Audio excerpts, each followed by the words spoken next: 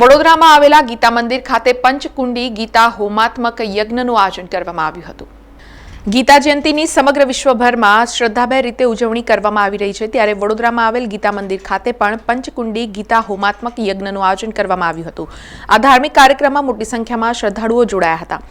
પંચકુંડી ગીતા યજ્ઞ ઉપરાંત ગીતા પઠન, વક્તૃત્વ સ્પર્ધા, ચિત્ર દોરણી અને રંગપૂરની સ્પર્ધા સહિતના સ્પર્ધાઓનું પણ આયોજન કરવામાં આવ્યું હતું। गीता जयंती निमित्ते हमें पंचकुटी गीता यज्ञ शुभारंभ करे छे અને मेन हेतु तो अमरा पूज्य बहन श्री हता गीताबेन, एमनो मेन हेतु तो ए ज हतो गीतानो प्रचार प्रसार थाय અને માણસનો શું ધર્મ છે એ એના દ્વારા ધર્મ એટલે જાતિવાદીનો ધર્મ નહોતા માનતા, કર્મ માણસ કયા સ્થાન ઉપર છે એનું શું કર્મ છે ને કર્મ પ્રમાણે માણસ અનુસરે એ એમનો મેન ધર્મ હતો।